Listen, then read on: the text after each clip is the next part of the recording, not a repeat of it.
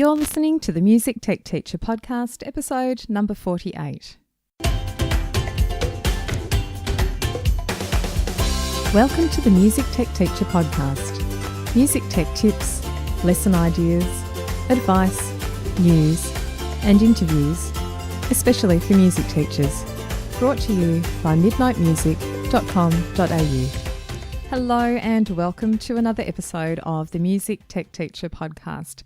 I'm Katie Wardrobe, a music technology education trainer, speaker and consultant from midnightmusic.com.au, where I help music teachers use technology effectively in music education. Before I launch into our topic for today, which is music technology centres, I'd love to share some of the recent reviews that have been left for the podcast in the iTunes store. And I truly thank everyone that takes the time to do that. I know that iTunes does not make it particularly easy to leave a review. So if you've managed to do that and found your way around where the reviews section is, then well done and congratulations. So from Woody98 in Australia, they say, very useful. Really enjoy listening to this podcast on the way to work. Plenty of useful tips and tricks to make my tech life easier and keep my classroom ideas fresh. Thank you, Katie. From Fagan Piano Studio in the United States, the title is Great Ideas for All Music Teachers. And they say, I continue to be amazed and appreciative of how very useful, imaginative and practical the advice and ideas are in these podcasts. Many times I will read a title and assume that it's something that I would probably not use when giving private lessons to piano students. I'm happy to say that I'm usually wrong. Looking forward to many more wonderful podcasts.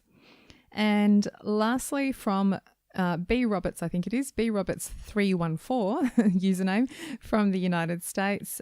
They say, great show, just found your podcast and it's been very interesting so far. So thanks again to those people. If you do have time to leave a review, it really helps me and the show immensely and I would appreciate it greatly. So feel free to go ahead and do that and you might hear your review read out on a future episode. Now, on to today's guest, who is Carole Corman from Quebec in Canada. Back at the end of January, on my Midnight Music Facebook page, I posted a question which was, what music tech projects are you currently working on in the classroom? And there were lots of responses and it was really fascinating and really interesting. And I may actually compile all those responses into like a one-page handout for other people to read because I found them really, really cool. Now, Carole commented on that post and she said, for the first time, I'm trying out centres and stations using iPads, computers and keyboards. Very interesting. Now, that was all she wrote and it actually sparked my interest because I've been wanting to talk about centres or stations and technology ideas for using in those centres. For quite some time now, I've been wanting to share that on the podcast and maybe develop some training around it in the community that I run. And for those of you that might not know, the use of centres, or some people call them stations, in the classroom is kind of similar to circuit training in a gym, if you've ever done that before. So rather than a gym scenario where there might be different exercises that you do on each station or each centre and you rotate around them, in a classroom situation, teachers set up multiple activities around the room and they're designed to run concurrently. So different groups of students work on each station and they are usually done in small groups. And they basically rotate to the next centre at a time that's designated by the teacher. There are a couple of different approaches to running a classroom with centres. Now, I know some teachers do quite short activities in their centres and the students rotate fairly quickly through them in perhaps a single class or over a couple of classes. And often there's, maybe 4 or 5 centres running at the same time. I know some people do it with fewer and some people do more. Now, a second way, rather than doing short activities and the students rotate quickly, a second way is to have the same centre set up for actually over a few weeks and the students might visit one centre per class or even one centre for a couple of classes and then they'll rotate during the next lesson. Now, as I mentioned, I've been wanting to put together some training or a workshop around this topic of centres in the music classroom. And I wanted to find some examples that involve technology because, of course, they don't have to involve technology. One centre could be actually learning to play something on a glockenspiel, for instance, or doing a body percussion activity. But when Carole left her message or her comment on the Facebook post, I asked her if she wouldn't mind sharing some more information, and she ended up emailing me a few days later to let me know what she had been doing so far. Now, in the email, there was so much interesting information that I asked her whether she'd like to come on the podcast and share what she's been trying out with her students. And she replied and sounded a little bit nervous about that idea about coming on the podcast, but I managed to convince her, or I think actually perhaps her daughter had a hand in convincing her to try it out. And even though centres are like a big work in progress for Carole, I knew that listeners would be really interested in knowing what she's tried and how the process has worked so far and what things perhaps are not working or what does she need to change, what her, what she's learnt from doing it, and especially how the students have reacted too.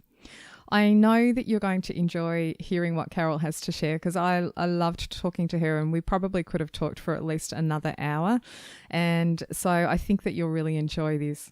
Now, if you would like to find some information about the things that we mentioned, we do mention a couple of apps and a couple of videos and things. Now, I've put all the links to those things that we've mentioned on the show notes page for this episode, and you can find that at midnightmusic.com.au/48.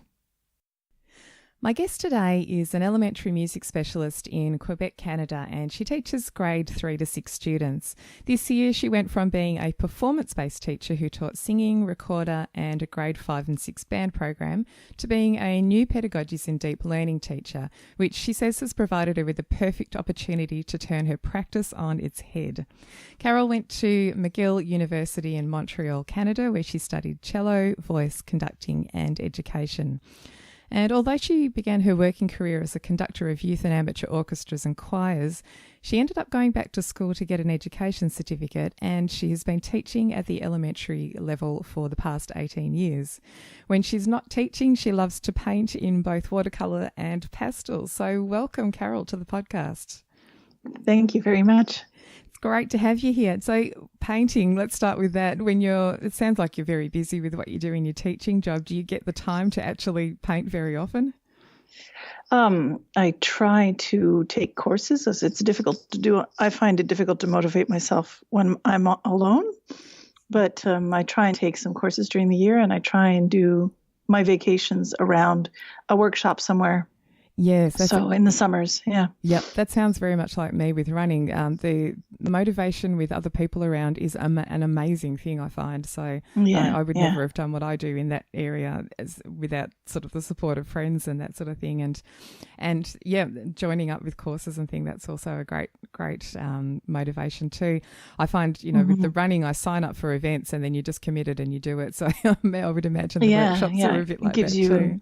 It gives you goals and I love to learn. So it's great. It's very stimulating. Yeah. Absolutely. And it must give you a better understanding of what your own students are going through, I guess, with the things that you do. And I'd love to start with you talking about your new role as the new pedagogies and deep learning teacher, or one of them. And it's something that I wasn't really familiar with. And so I Googled after we had made contact the first time. And it turns out that there are a number of schools around the world piloting this program, including ones that are very local to me here in Victoria and Australia. So tell us about that role, and did you choose to take that on yourself, or was that something that was suggested or thrust upon you?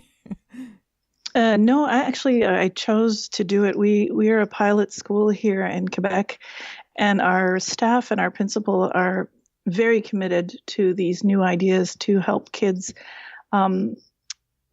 be able to deal with a future that we have no idea what kind of jobs will be out there. Most of the things that they're going to be faced with, they're going to have to create on their own. So we want to make sure and give them tools that are not necessarily traditional tools, and help them to develop, and so that they can be creators and they can make their own opportunities when they're older. There's an estimate of 40% of the jobs that are out there now that will no longer exist when they graduate. So we feel an urgency to try and help them with that. Yes, it's really interesting because I think it's a common theme a lot across a number of things in education at the moment. And I've just been doing a coding in music education workshop and, wanted to develop a course around that. And that's largely the approach, to why you might do coding with students is more about teaching them to problem solve and, the skills to do all those things in a world that we don't know at the moment. And I think about my own job. My own job did not exist definitely when I was at university. So even true. For me, and I'm not even in the current, younger generation. So that's really interesting. And tell me how does that approach, what does that look like at your school? What sorts of things are the teachers doing differently from before? We started a couple of years ago with something called Energy Club. So we recognized the need for some children to move more than others. And so what we did is we ended up giving each class 2 cards that the teacher can give to the children at the teacher's discretion to get the kids moving. And we have stations all around the school with stationary bikes and trampolines and little tennis game with a Nerf ball and all sorts of different activities that they can do. And we found a very big difference when they came back to class. They were able to concentrate more and really we tried to recognize their need to move. And then after that, we went into something called UDL, Universal Design and Learning, which is providing an environment for the kids to learn in the way that they are best suited. They learn about themselves as learners. So that goes from the physical to, for instance, lying down on a mat, sitting on a short chair, sitting at a high table, standing up. We have places for them to work in the hallways. We've created a whole studio instead of having a computer lab. It's now a studio with a green screen and robotics and all sorts of stuff. They can go in there and work. It's also the library at the same time, and there's computers, of course, in there. So we're trying to cater in UDL also with the learning style. So if somebody is better at learning visually, or somebody's better at learning kinesthetically, or somebody's better at listening instead of reading. Kids who are, for instance, dyslexic, we have special computer programs that help them so that they do learn to read, but they're not prevented from showing us what they know and learning and discovering things by their disability, really. So that's universal design and learning. And then from there, it just kind of naturally fell into new pedagogies for deep learning, which is really about making the teacher a mentor, and there's no more lecturing at the front of the class. Yeah, there's a tremendous amount of, it's just giving up the control, really. And you give them a framework and you say, okay, here are your choices. And you have to work in teams, so you pair them up, and then they choose the way they're going to do the assignment. They also choose the way they're going to be evaluated. So they could be doing a theater presentation, or they could do it with using art, or they could do it with a rap, or they can. And all of our teachers are really, really jumping on board with all of this. So the subjects are kind of mixing together, which is really, really neat as well. So a teacher would come to me and say, my kids want to do a rap for this assignment. Can you help them? I say, sure, no problem. So it's a lot less about me dictating to them what's on the page, how they need to play, exactly what they need to do for the concert. And it's a lot more about giving them options and giving them tools and then just watching them go. And I just go from child to child or group to group, and I give help when it's needed, but mostly they're exploring on their own. It's wonderful. That's so great. Your school sounds so cool. I would love to be there. I love the design element. There's a couple of schools I know of here in Australia, one particularly in Sydney, who the teacher, a couple of teachers there, I need to get on the podcast actually, but they have completely rethought the setup of their whole music area, and and it's amazing. It's completely different. I won't sort of describe it now. It's better if we talk about that with them together. But I love this approach, and I find I work best in areas where it's not straight lines of desks and chairs and that sort of thing. And I'm always looking for the lounge type area or the stand-up desk area, and it's such a nicer environment to work in. And I feel like I've got so many questions from what you just said, but we could be here all day. But well, I just want to add one thing, because for me, I found this is a huge change for me, and I'm 55, so it's not like I'm 24 and I'm bouncing around with the changes. It's a really big deal for me, but it's incredible to see the change, because I am no longer teaching to the middle. And that's such a relief. That's such a relief. That is such a hard thing. Yeah, I've struggled with that in the past too, where it's the common middle, like you say, and you're not catering for the people who are fast or the people who need a bit more time and your energy and that sort of thing. And I'm really glad you brought up your age. I know you let me know in the email. I didn't want to say it because you don't do that. But I'm really glad you brought that up, because I speak to a lot of teachers, and some people say to me, do you find the correlation between younger teachers being more tech savvy and using technology more in the classroom compared to older teachers who have been teaching for quite some time, who are more resistant to it or not tech savvy, so they don't do things? And I don't find that to be the case at all. And I think it's totally about motivation. And if you can see a reason or can see a positive effect from incorporating technology or any new thing, whatever it is, then you will be motivated to try and incorporate it yourself, and the motivation is there to learn. And it's like the art that you do and the running that I do. My motivation to learn is high with that, so I want to take on new things all the time. And the students, I mean, you said you've seen some great results, but they obviously like the changes, I'm guessing. I have 426 students, and out of all of those, I have one student that is not engaged. Wow, that's crazy. I mean, that's amazing. I'm sad for really that one. But yeah, well, there's all sorts of factors that come into play, but the wonderful thing is I'm not really the reason that they're engaged.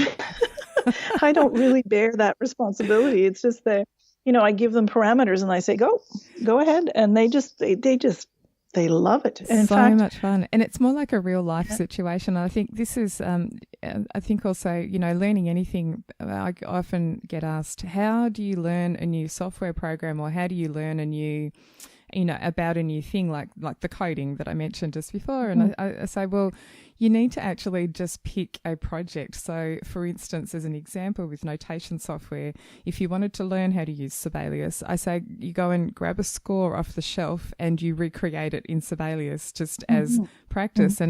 And that will just make you learn how to do first and second time endings in the program and all these other things. Yeah, sure. Or you might have a band that needs to play the piece that's in your head, and that's a real life situation where you go, well, I need to write down the piece so that they can play it.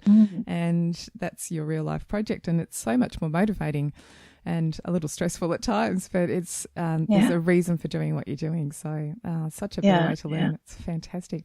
So can you tell us a bit about the centres idea? So, we made contact on Facebook because you had mentioned that you were doing this in your classroom, and I think you wrote like one sentence, and I was like, oh, I need to know more about that, because I've been interested in talking about using centres with other teachers in workshops and things. And I've seen quite a lot of things written online about the use of centres in the classroom, not just music classrooms, but in any classroom. And I've been interested in hearing about how different teachers tackle that, and the benefits of using it. And had you seen other people using centres, or has this just come about because of the new pedagogies program that you're doing? Centers are not necessarily part of NPDL, although they are really, really conducive to that type of learning. So, but I had never ever taught in centers before. So what I did last year is, as I was preparing for this, I asked my principal for a day to go and observe one of my colleagues who's a French teacher. And she's really an expert in centers, and to ask her all sorts of questions like, how do you manage time? How do you evaluate? How do you how do you delineate the parameters? How can you make sure that each center lasts the same, or roughly the same amount of time? How do you provide time for those kids that are not done? What do you do with the kids that are done? Yeah, that's all the questions I had too. Yeah. So I strongly encourage people to hear. We are encouraged in my school board to do that. So you ask your principal for a day, and then you go and observe a class of somebody who's doing something that you're really interested in. Fantastic. And that helped me a great deal.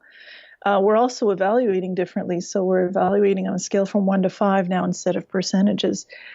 So that's also very new to me as well. So, and how do you keep track? You have to be extremely organized, I think, because the amount of evaluation that you can do just by observing is huge. And I've just finished report cards, and I've never had so many grades to input. It's really quite wonderful, but you have to be very, very organized. So, so I'm very thankful to that teacher who let me in her classroom and answered all my millions of questions. We'll have to get to the answer to some of those questions in a moment too. But what was I going to say? Yes, the scale from 1 to 5, just on that, is that more like a rubric sort of setup where there's an excellent standard at being number 5 or 1, depending on which way you put the scale, and doesn't meet the standards? Yes. Yeah, I think that's really interesting too. The 5 for us is exceeding. Exceeding. So for the really bright kids who are really, so they get to actually do more. So, a kid who's finished all 4 centers, for instance, if they want to do a project on their own on GarageBand, go for it. No problem. It's almost like a genius hour thing, Yeah, excellent. So that 5 is exceeding expectations. Excellent. And so going beyond. Yeah. Tell us about the resources that you have. Centres don't have to involve technology, clearly, but tell us about the tech resources you do have that you are using, and I'll get you to describe the centres that you've got going at the moment, or perhaps Sure. what you're planning in the future. But tell us about the resources first of all. So what sort of technology do you have access to? So I have 8 iPads that are brand new, which I'm very lucky. I have 3 old computers that I use for listening mostly. I have a program that I use for listening on those 3 computers. It's very, the kids can be very independent with it, so it's wonderful.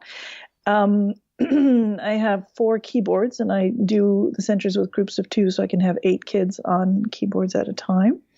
And the iPads I use for keyboards if they're more comfortable, particularly kids who are on modified programs. They're more comfortable on the keyboards on the iPad with actually the letter names on the keyboards and so on. And I use of course, a lot for Invent and also for listening.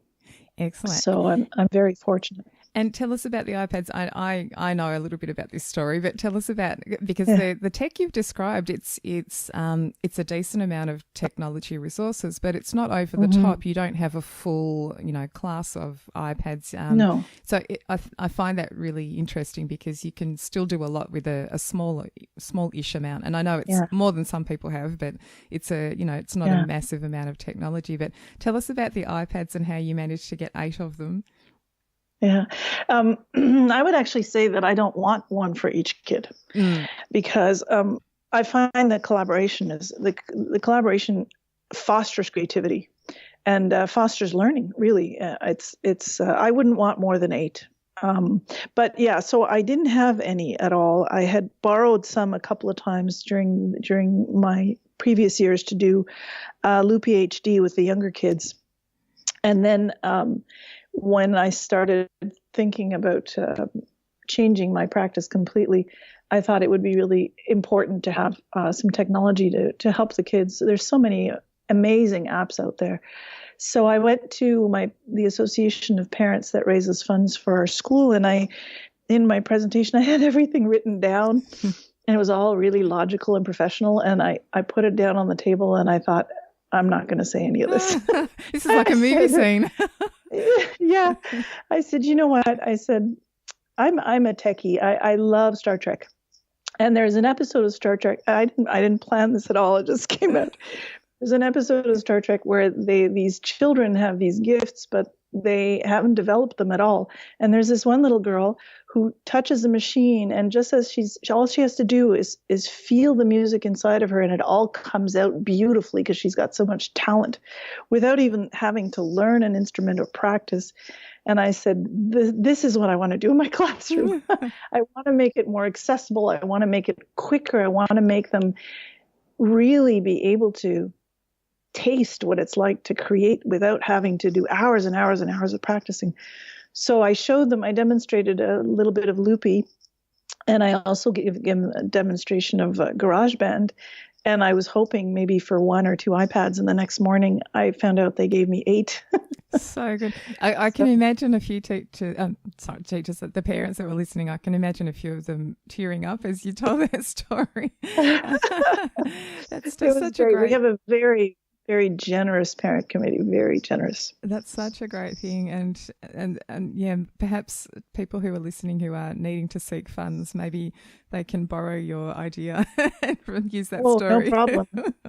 Everything I'm doing, I stole from somebody. So please steal from me. That's totally me as well. I get a lot of lovely emails from people saying, you know, how fantastic things are maybe that people have seen on my website, and they are my ideas, but they're bits and pieces of other things that I've seen, and I've put them together in a certain way or explained them in a certain way. And it's like cooking. I mean, everything's sort of a reinvention of something else. So yes, I agree. Yeah. And so the technology that you have, so I know that you have basically 4 centres on the go at any one time. Mm-hmm. And I'd love to just know, because I know teachers do centres differently. Some teachers do multiple centres and the kids rotate fairly quickly through them in a single class, which to me seems a little bit frenetic. But I know other teachers have multiple centres also working simultaneously, which students will rotate through after an entire class or maybe even a couple of classes or even longer than that. So so which is the way that you do your ones? Well, to start off, I've already made many mistakes, but we talk a lot about creativity in our school and how mistakes are part of it. So I'm consciously modeling it for the kids. So I started out with the latest one that I did is a center for keyboard, where they had to learn a piece or a section of a piece, a center for creativity where they had to compose a rap.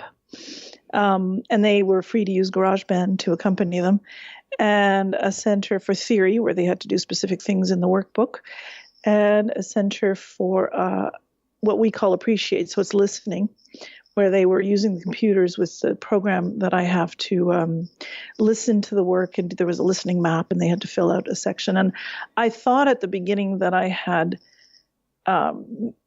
estimated the time correctly that they would need to be able to do these centers, and that they would be equal amounts of time, but they were really struggling with the rap.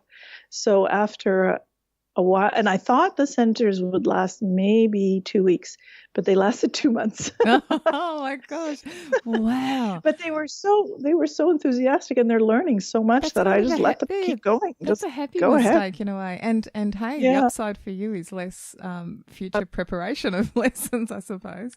Wow. Yeah. Well, crazy. a lot of evaluation, but they're just, they need more information. They go get it. So for the rap, I told them at one point, I said, some of you are really struggling with this, and I feel like you're panicking. So why don't I cut it in half? Instead of 8 lines, why don't you do 4 lines? And then if you do the 8 lines, then that's exceeding expectations. That's a 5, right? Yeah. So they were very grateful, and some of them went, I would say maybe 20 of them exceeded. They did the whole thing. So, and it's really interesting because the kids who excelled in band, which was very academic, yes, are having a terrible time with creativity. Fantastic. I mean, not fantastic. It is fascinating. I find. I suspect that's the case a lot of the time. And have you found that there are students that you had no idea were fairly musically creative, and suddenly you've discovered that now? Absolutely. Yeah. Absolutely. I kind of experimented a little bit last year with this just because I wanted to get a little bit of a handle on it. I had asked the kids in grade 6 on their band instruments to compose a piece based on a feeling. And it had to be a specific length of time, and they were going to perform the piece 2 by 2. They were with partners behind a screen, and then their classmates would have to guess what the feeling was that they were trying to. And it was absolutely unbelievable that the children that have learning disabilities, the children that have great difficulty with academics, were the ones that were just like blew me out of the water. They were absolutely incredible. Wow. So yeah, that's amazing. It's a complete shift. That's so good. And that must make them feel so good. They've probably got a lot of things inside them that they would love to express, and this is one way to allow that to happen. Fascinating. Yeah, and everything else is so academic, It's I think it must be a relief for them. But then you should see my kids that are normally 90% kids. They're like deer in headlights when I ask them to create something. And it comes back to that thing about teaching them how to think, because out in the workplace and with these jobs that we won't even know exist, in the future, that's the situation you end up in. You have to really think for yourself. And it's funny, my younger son, I'm trying to teach him to problem solve, even on a level where, like, he'll come to the cupboard and look for a bowl to put his cereal in, and there'll be nothing there. And he's like, there's no bowls left in the cupboard. I'm like, okay, so what are the options for you? So he's like, okay, they could be in the dishwasher and they could be clean or dirty, depending. And so he'll go and open the dishwasher and he'll go, it's dirty. And I'm like, okay, what's the next thing you could possibly do? And so it's like, I could take one out and wash it. Excellent. Nice work, sweetheart.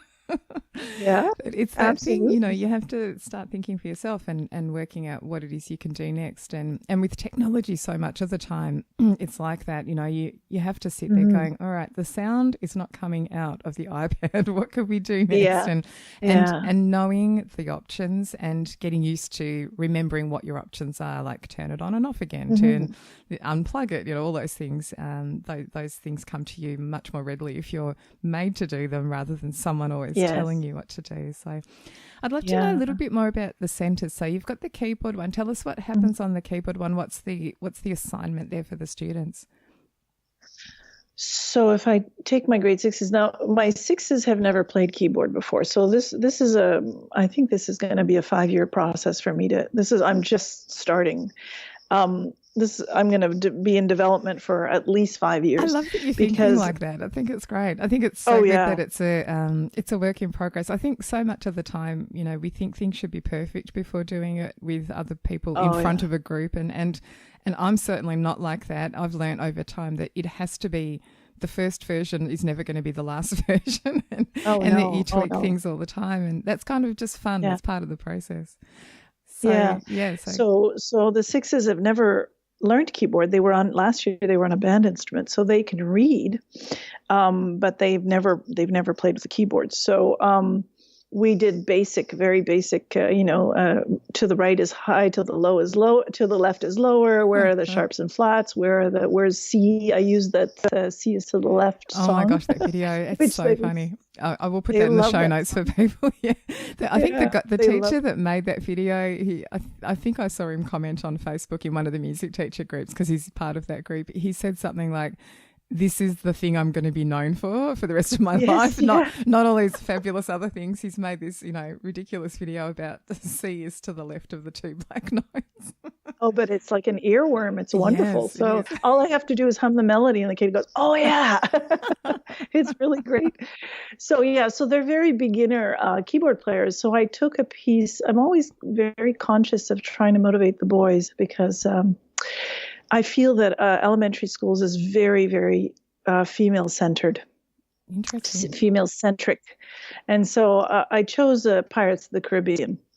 In there, I had a repeat sign. I had box 1, box 2. I had a bunch of stuff in there that they'd have to figure out to be able to do it. And of course, it's all in C major. I'm not delving, and it's only treble clef right now, so it's single line. But after the break, so I'm on March break right now, but after the break, grade 6 kids are all learning bass clef, and so then they're going to be playing duets with their partner. So it'll get a little bit more difficult, and I'm going to add a couple of accidentals because they can handle it. So they're learning Pirates, and there was theme 1, theme 2. So theme 1, if they learned it really well with very little help, then they got full marks. If they decided to learn theme 2 as well, then that's a 5. That's above and beyond what they were expected to do. And they really teach each other. It's wonderful to see. And they're all with headphones. So for my ears, it has been amazing. If you think last year I had 200 recorders and 200 band instruments. And, I did. It's funny, I did record it as my main instrument. Here's a little known fact about me, but I did record it as my main instrument at university, early music, proper performance. But I am also of I don't know if I would be able to cope with, full classes of recorders at a single time at that elementary level. That would be really hard. And I had another question. So I'm just curious about when you first introduce each of the centres, do you, perhaps not with the keyboard one so much, but do you sort of go through the activity as a whole class and then later on they will be split up into groups and move to the centres and do it independently, or how do you introduce them in the first place? I had to do an introduction to keyboard at the beginning for all the grades. So that kind of made my lesson planning a little easier because they're all beginners. So grade 3 to 6. So we did, very simple exercises. We played with some of the apps on the iPad to correctly identify the notes on the keyboard where they were on the staff and so on. Middle C, and so that one we did together. I do also have I'm very lucky to have a smart board. So I plug the iPad into the smart board and I can show them the apps on the smart. So we did some of that at the beginning. But basically what I did after that is I said, okay, I'm really counting on you guys to follow instructions. And if you follow instructions properly, that's part of your grade. In fact, in Create, I give them 50% of their grade is, did you follow instructions properly? Excellent. Yeah, because otherwise they can't be independent, and then I can't do centers. Yeah, absolutely. So, that's fabulous. I have a friend who actually gives a massive percentage to, did you name the file correctly? In one of her tech projects. So important because file management, it's such a big part of what you do. So that's fabulous. Absolutely. I love it.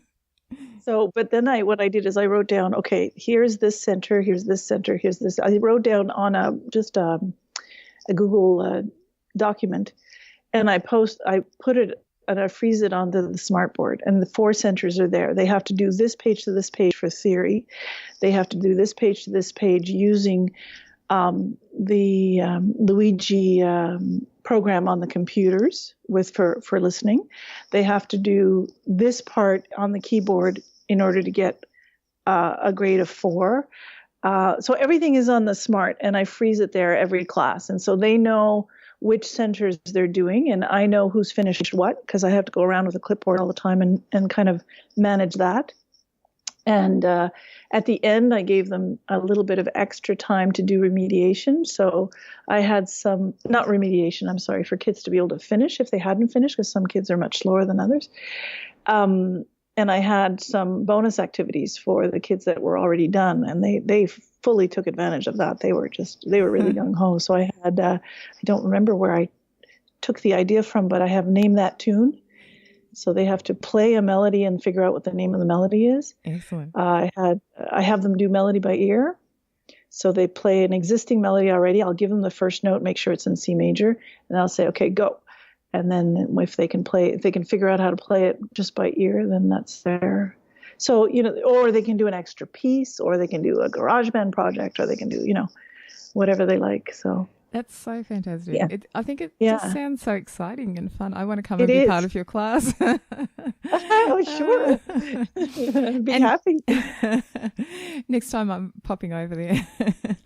Yeah. And so with I know you said that they're spending 2 months on the centres roughly now, or longer than you thought at least anyway. How often do you see them in each week? Is it a couple of times a week that you're seeing them? And that, Yeah. that's the time. Sorry, we're on a 6-day cycle, and I see them an hour and a half on a 6-day cycle. Oh, great. So, So, two times. so you have an extended time each time you're running the centres. They've got an hour and a half, Yes. roughly. Oh, that's great. No, they have an hour one class, and then they have half an hour. Oh, the I other see. class. It's a total time. Okay, that's great. Even an hour though, that an hour is great. I know that I'm thinking of what are all the things that people would ask me about, and one of the things would be, what if you only have a short class time? Do you think it would still work with if you say had a 30-minute time slot at all? Yes. I mean, I think there are Yes, portions. I do. Yeah, I do have 30-minute time. So I have every class I have for 1 hour and for 30 minutes. That's okay. And it does work. And in fact, I find that 1 hour is a bit too long. Right. So what I'll do with them for the hours, I'll do things like I'll present them a local musician on YouTube, or I will. We just did a whole thing with an assembly on bullying and anti-bullying. So we did an anti-bullying song. We talked a lot about what bullying was. So I'll use that 15 minutes of that 1 hour to do other things with them. And then I'll give them 45 minutes, I find is their saturation point. After that, it's they're not really learning anymore. So but the half hour works great. That's excellent to know, because I think a lot of people would be worried about that. And I think it's probably helpful that you're doing, the centres are similar for the different age groups that you're working with, aren't they? So from a setup point of view, just from a logistical point of view, there wouldn't need to be much changing around. And I'm guessing that that's a better thing if you can plan the centres to be similar across year level, so that you're not changing between grade 5 and grade 6 kids or whatever it is. No. But I'm also the person that makes the schedule. So I would strongly advise music specialists to be on the committee that makes the schedule, so that I'll have all grade 6s one afternoon or all grade 5s one afternoon. So I never have to do major changes in equipment. So that's such a good tip. That's crazy.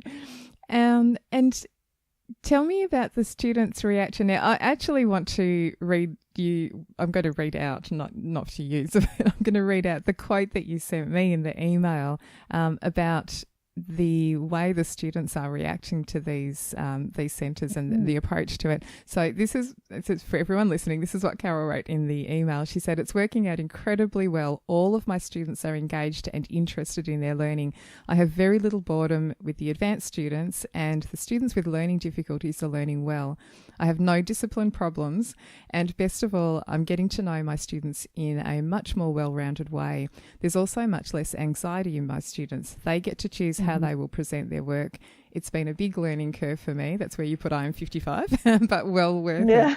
So that's really interesting about the discipline problems. And why do you think that is necessarily? Because they're so engaged, I'm guessing. They're motivated. Yeah, because they're in charge of their learning.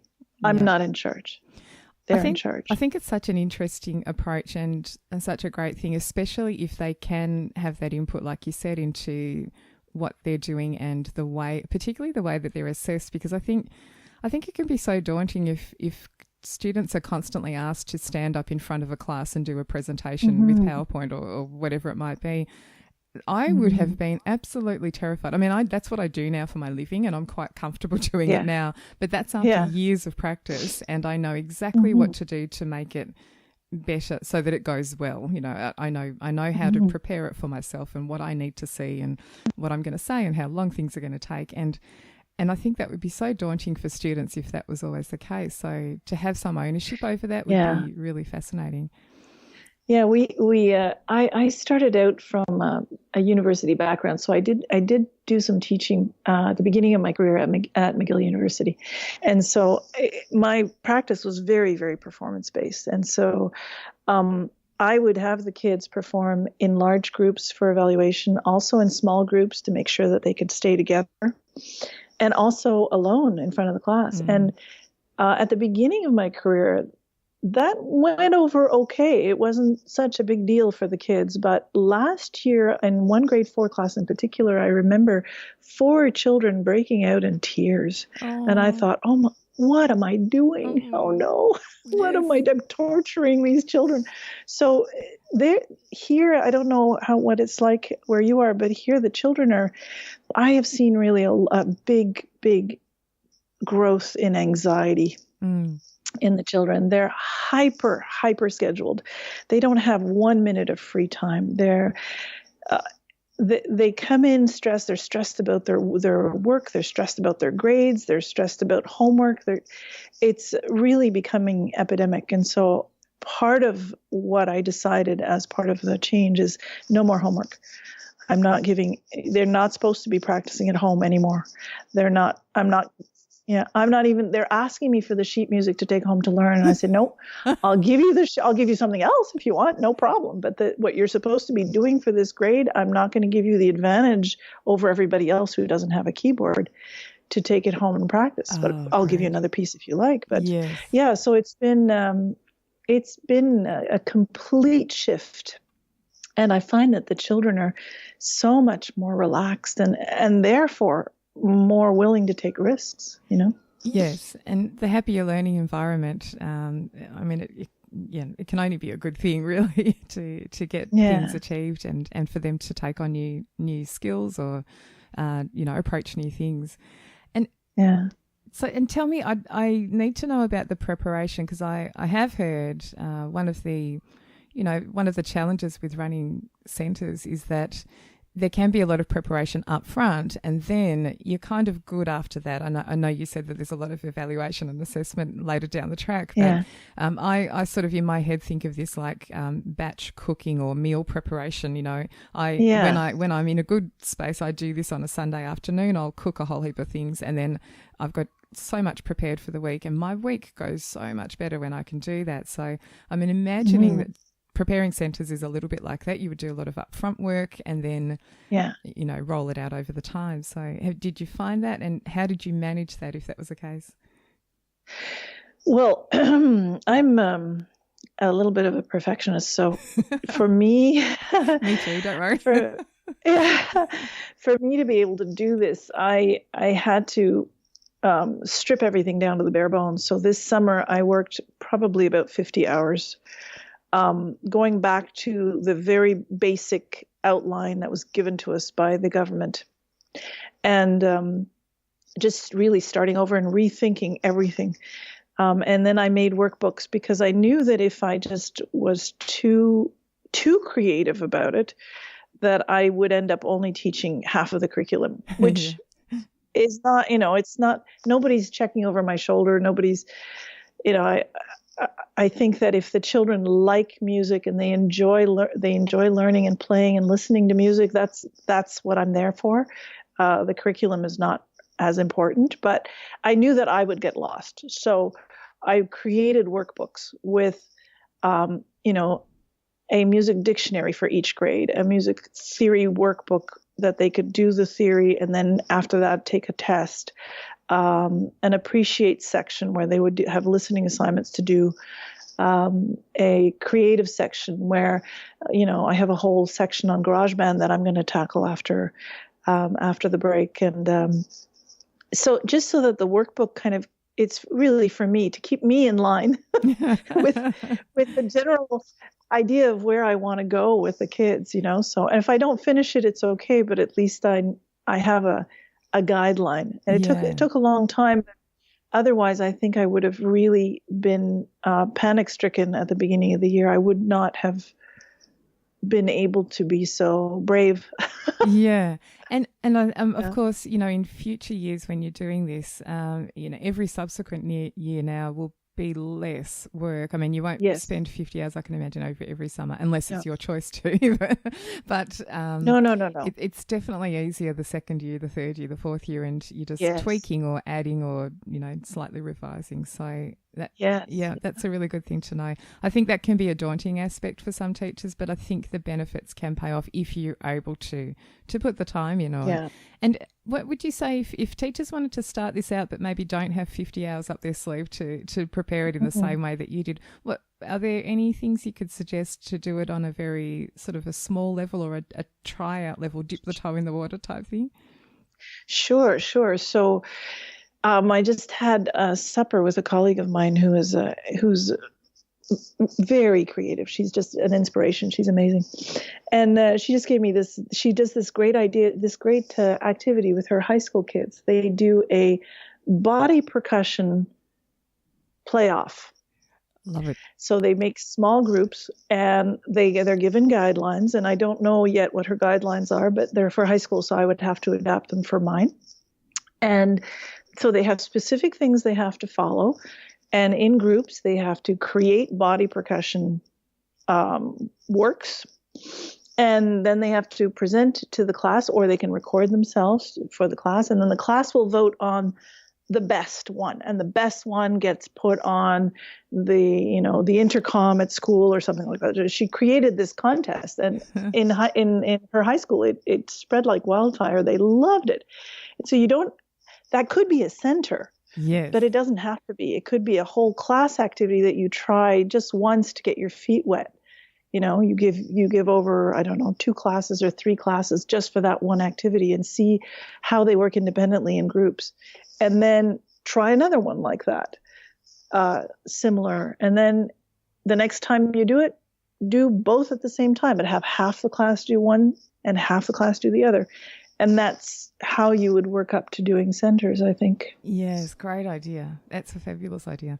I think it's great. And I think, just to try things out like this. And like you said earlier, it doesn't really matter if it goes wrong or it's not perfect the first time. And I find it's really good to say that to whichever group you're working with, whether it's students or adults, to say up front, this is the first time I'm doing this. It's not going to be perfect, or things might go wrong. And, will you help me test it out, or will you tell me what we can do better next time? And I find the attitude really changes, and it reduces your anxiety yourself as a teacher or presenter as well, if you say that up front, because suddenly everyone's on your side and they want to help you succeed or fix things. And it's a really different sort of way of thinking. But even with the new pedagogies in deep learning, the ultimate goal is to sit with your kids and say, okay, here's what you need to learn. Give me an idea of how would you like to do this? What are your ideas? And they have come up with the best ideas, that way better than mine. and they're just so creative. And then when it comes from them, they know they have to learn this, but how they learn it is completely up to them. And then it's like wildfire. Taking off. It's incredible. It's amazing. Yeah. I did actually watch one of the videos of it's been made by my local government, school. There's like 3 schools, I think, which were part of this program, and had done kind of like an event where all the students went and presented projects they had been working on. And I'm watching the video just thinking, how on earth did these kids come up with these things? They were amazing problem-solving projects. One girl had made an automatically timed feeder for her dog, so that when no one's home at 3 p.m. and the dog needs food, it delivers the serving of food into its bowl. I'm just like, what? Amazing sort of things. And they're all primary school students, they were sort of grades 5 and 6. So just amazing. And the creativity, I think, is fabulous. I love hearing kids' ways of solving problems. It's just so great.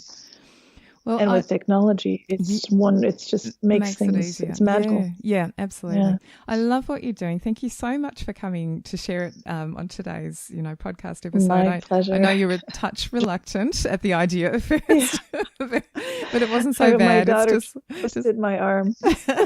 She did well. But I'm happy to talk to you. I want to thank you again for all the resources that you post. I think I have about 25 posts of yours that are sitting in some emails that I need to go through still.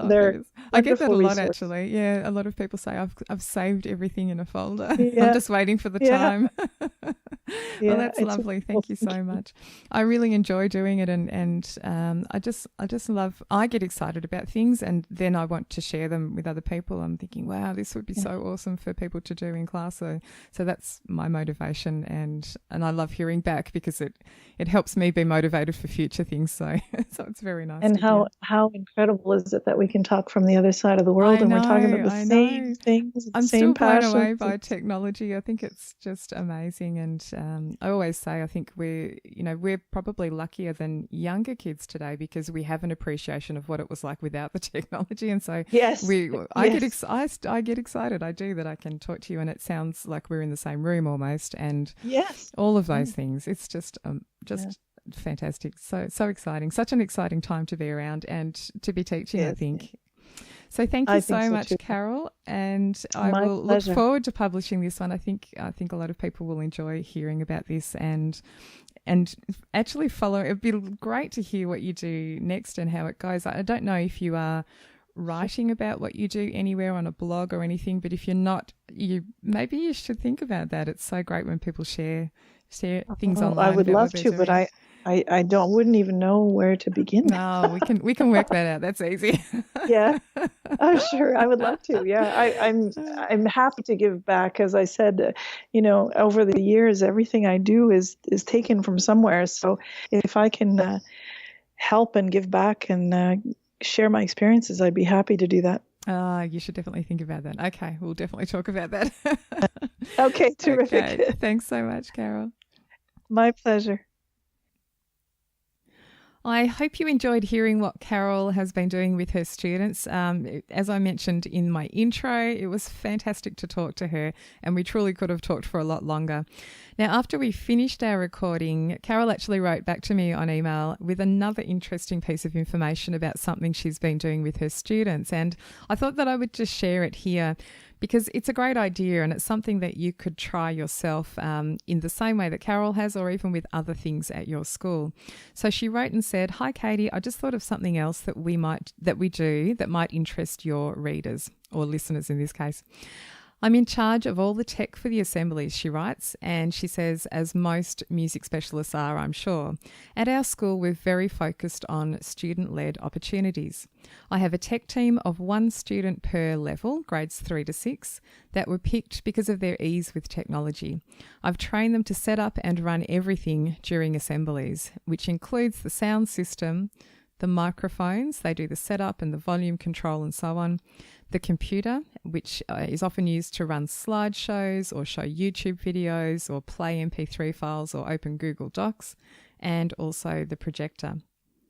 She says, depending on their age and abilities, they're in charge of different things. The grade 3 student is there as a roadie and to observe so that she can take charge of one aspect next year. They do an amazing job.